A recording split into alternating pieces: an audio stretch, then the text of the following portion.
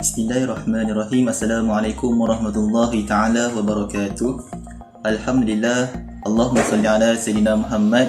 Yang saya hormati Encik Abdul Samad bin Taib selaku pensyarah bagi kursus EDUP 3043 iaitu pengurusan bilik darjah dan tingkah laku. Saya Muhammad Aiman Syakir bin Jailani dan rakan-rakan saya iaitu Ahmad Zain Fakri bin Ahmad Zaki dan Amiruddin bin Tawang akan membentangkan masalah pendengaran iaitu subtopik daripada tajuk 5 iaitu pengurusan bilik darjah inklusif. Baik, berkenaan dengan masalah pendengaran, mari kita lihat kepada definisi masalah pendengaran iaitu kanak-kanak atau orang dewasa yang pekak, iaitu seseorang yang tahap pendengarannya teruk atau lebih 91 dB atau lebih, saraf sensorinya rosak dan berlaku sebelum ia boleh bertutur. Ni definisi daripada Stephen P.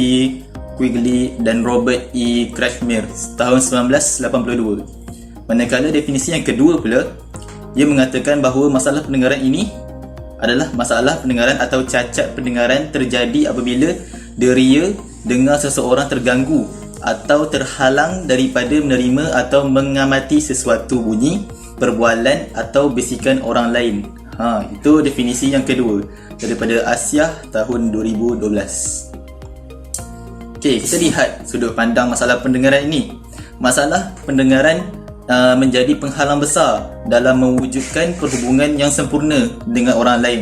Seperti kita tahulah, sebab dia cacat pendengaran. Dengan kata lain, deria dengar tidak boleh berfungsi untuk kegunaan pendengaran biasa, dalam kehidupan harian. Okey, dia mempunyai kekurangan lah dalam kemahiran berbahasa dan komunikasi secara lisan atau tulisan, dan kurang upaya menyampaikan apa yang difikirkan atau yang ingin diperkatakan, serta sukar memahami apa yang diperkatakan orang lain. Maksudnya bila seseorang itu dia mengalami masalah pendengaran, sama ada separa pendengaran, separa dengar ataupun langsung tak dengar, dia akan secara tidak langsung dia akan mengalami masalah komunikasi, sama ada dia tidak boleh menyampaikan apa yang dia nak sampaikan ataupun dia tidak boleh menerima apa yang orang yang nak bagi tahu kat dia. Macam tu. Okey. Seterusnya kita pergi kepada jenis cacat pendengaran. Kat sini dalam slide ini menyatakan bahawa terdapat dua jenis cacat pendengaran, iaitu pekak. Pekak ni dia tidak dapat mendengar langsung walaupun ada alat bantu dengar, hearing aid, yang biasa bentuk macam buah apel tu, bentuk dia itu, gitu. Dia memang langsung tak boleh dengar. Lepas tu dia menghalang daripada proses maklumat linguistik, maksudnya proses berbahasa lah, maksudnya dia susah nak memahami apa yang orang kata. Macam yang tadi komunikasi tu, linguistik dia berkait rapat. Kemudian jenis yang kedua pula ialah separa pekak atau kurang kesukaran pendengaran, maksudnya dia separa dengar tak dengar. Okey, kita lihat ayat di situ dia tulis masih ada sisa-sisa pendengaran untuk mengamati perbualan atau bunyi-bunyi dalam persekitaran, dan boleh mendengar dengan alat bantu dengar dan memerhatikan pergerakan bibir jika tidak terlalu serius. Maksudnya di sini jenis cacat yang kedua ni dia bukan cacat yang tak dapat dengar langsung. Dia makan dengar sipi-sipi, ataupun orang tersebut dia akan nampak lah, dia boleh perhatikan bibir mulut orang tu, dia boleh fahami lah orang tu nak cakap apa sebab dia dah pernah belajar kan.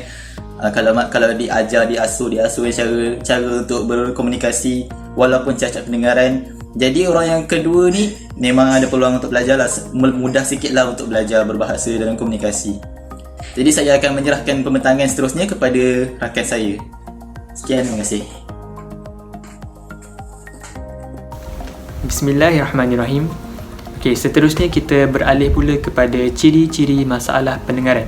Okey, ciri-ciri masalah pendengaran ini boleh diklasifikasikan kepada 4 jenis, iaitu yang pertama ringan, yang kedua sederhana, yang ketiga sederhana teruk, dan yang keempat teruk. Okey, yang pertama ringan. Okey, ringan ni adalah di mana murid masih lagi mempunyai sedikit deria pendengaran, tetapi mereka ni hanya boleh mendengar dalam keadaan perlahan. Contohnya macam seorang murid ni, dia boleh mendengar perbualan rakan dia, tapi dia tak boleh dengar secara jelas, maknanya perlahan dia dengar tu sipi-sipi je. Okey, untuk yang kedua sederhana ni, murid tu dia boleh mendengar tapi dalam jarak 1 hingga 1.5 meter sahaja. Okey, dan murid-murid bagi golongan sederhana ni telah diberi alat bantu mendengar iaitu hearing aid tu, dan kebiasaannya kadang-kadang murid ini dirujuk kepada juru pulih pertuturan supaya dapat menghasilkan perkataan yang betul. Okey, seterusnya bagi ciri yang seterusnya adalah sederhana teruk. Okey, sederhana teruk ni murid dia memerlukan kepada suara yang kuat apabila berbual dengan orang lain. Okey, dan murid yang mempunyai masalah sederhana teruk ni dia tidak dapat bertutur dengan baik kerana tidak boleh mendengar cara pertuturan dengan betul dengan jelas. Maknanya dia tu tidak boleh mendengar. Jadi dia tak tahu macam mana cara nak bercakap dengan baik. Okey, yang seterusnya adalah teruk. Okey. Teruk ni dia hanya dapat mendengar bunyi yang kuat saja. Contohnya macam bunyi guruh ke, bunyi kilat ke, dia boleh dengar. Tapi bila berbual biasa dalam keadaan normal macam ni dia tak boleh dengar. Okey, dan kebiasaannya masalah pendengaran teruk ni murid murid punyai masalah bahasa dan pertuturan, pelbagai masalah bahasa dan pertuturan. Dan yang ketiga terjejas daripada aspek persepsi, sosial, emosi, pendidikan dan vocational kerana kekurangan maklumat serta kefahaman dalam bidang yang berkaitan. Okey, jadi bila murid ni dia tak faham apa yang orang nak sampaikan ke dia, jadi dia mempengaruhi kepada banyak aspek, daripada segi emosi dia, daripada sosial dia. Jadi bila dia ni tak boleh mendengar, dia tak boleh bertutur dengan baik, jadi dia ni ada masalah dalam nak bersosial dengan rakan-rakan dia. Okey, tapi pada hakikat dia murid-murid ni masih lagi mempunyai tahap kecerdasan yang normal. Cuma disebabkan kekurangan dia tu memberi kesan kepada banyak aspek. Okey, seterusnya kita beralih pula kepada punca kecacatan pendengaran. Okey, 30% daripada ketidakupayaan pendengaran ini tidak diketahui. Okey, dan puncanya boleh dibagikan kepada 3 peringkat, iaitu peringkat pralahir, peringkat semasa lahir dan peringkat selepas lahir. Okey, kita lihat kepada punca kecacatan pendengaran ini boleh berlaku. Yang pertama adalah disebabkan faktor pewarisan, genetik ataupun dipanggil familial deafness. Okey, maknanya mungkin penyakit masalah pendengaran yang didapat ni adalah daripada nenek moyang mereka yang mempunyai masalah pendengaran juga. Mungkin dalam susu galur keturunan mereka tu ada saudara mara yang mempunyai masalah dalam pendengaran, jadi dia pun mewarisi penyakit tu. Okey, yang kedua daripada peringkat pralahir iaitu maternal rubella. Okey, maternal rubella ni adalah satu komplikasi yang dialami oleh seorang ibu yang hamil, dan jadi benda tu boleh efek kepada kandungan dia lah, dan daripada tu dia boleh menjejaskan banyak benda dan termasuklah daripada pendengaran baby. Okey, seterusnya pengambilan dadah dan ubat-ubatan. Jadi disebabkan pengambilan dadah dan ubat-ubatan yang berlebihan boleh menjejaskan kandungan. Okey, yang ketiga adalah infeksi kelahiran pramatang, maknanya baby tu lahir sebelum cukup usia kandungan, dan komplikasi semasa kehamilan. Okey, itu untuk pralahir. Dan yang ketiga adalah semasa dan selepas lahir. Okey, punca kecacatan pendengaran semasa dan selepas lahir ni mungkin adalah disebabkan jangkitan kuman. Okey, jangkitan kuman yang dialami ketika baby tu dah lahir. Okey, yang kedua lahir tidak cukup bulan. Okey, yang ketiga kecederaan atau trauma, mungkin selepas baby tu lahir, baby tu accident ke apa, jadi benda tu beri kesan sampailah dia besar. Okey, yang last sekali bendasing. Okey, bendasing ni mungkin banyak faktor lah. Mungkin dalam telinga dia tu ada serangga ke masuk, ataupun banyak benda yang jangkitan kuman dan sebagainya. Jadi benda tu boleh efek kepada kecacatan pendengaran. Assalamualaikum warahmatullahi wabarakatuh. Okey, saya akan menyambungkan berkenaan dengan ciri-ciri murid bermasalah pendengaran. Okey, yang pertama, mereka akan menghadapkan sebelah telinga ke arah pengucap. Okey, seterusnya kegagalan mengikuti arahan kerana pendengaran yang tidak jelas. Seterusnya adalah kerap kali memohon seseorang untuk mengulangkan apa-apa yang telah diucapkan. Jadi ulangan tu perlu kuat dan jelas. Seterusnya adalah tidak memahami atau timbul salah faham apabila tidak dapat melihat wajah pengucap. Okey. Seterusnya adalah kelihatan keliru dan mudah mengalihkan perhatian. Okey. Dan ciri-ciri bermasalah pendengaran yang seterusnya adalah pertuturan tidak lancar atau fasih dan menghadapi masalah bahasa kerana mungkin daripada awal mereka mengalami masalah pendengaran.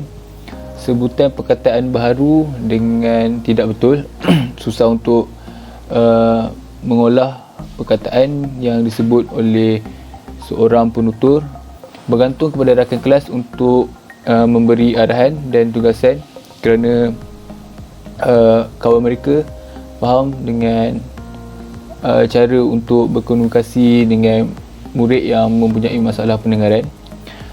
Seterusnya adalah tidak berminat mengambil bahagian dalam perbincangan kelas dan sering menarik diri kerana mereka merasakan masalah pendengaran itu merupakan kekurangan dalam diri mereka. Okey. Apa yang kita boleh lakukan di dalam pengurusan bilik darjah, iaitu kanak-kanak ini harus diberi tempat duduk di baris hadapan supaya dia dapat melihat gurunya dengan jelas, kerana mungkin apabila mereka duduk di hadapan, mereka dapat membaca gerak bibir seorang guru. Seterusnya adalah semasa mengajar atau memberikan arahan, guru harus memandang ke arah murid, bercakap dengan jelas dan tidak membelakangkan kelas. Jadi mereka dapat membaca bibir guru seperti yang tadi, ciri-ciri tu. Jadi dan pertuturan guru harus perlahan dan jelas dari segi penggayaan bunyi-bunyi huruf.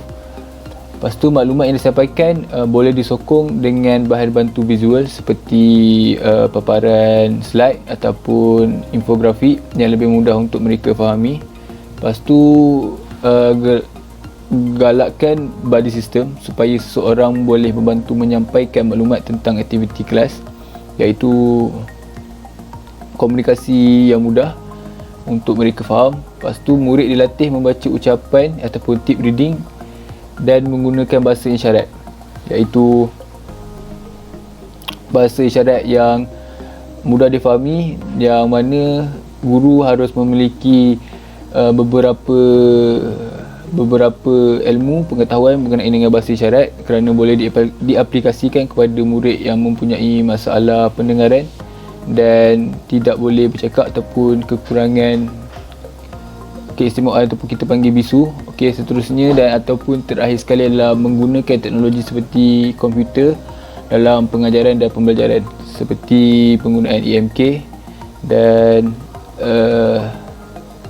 teknologi pada masa kini seperti aplikasi GC, Edmodo dan sebagainya. Okey, sekian, terima kasih.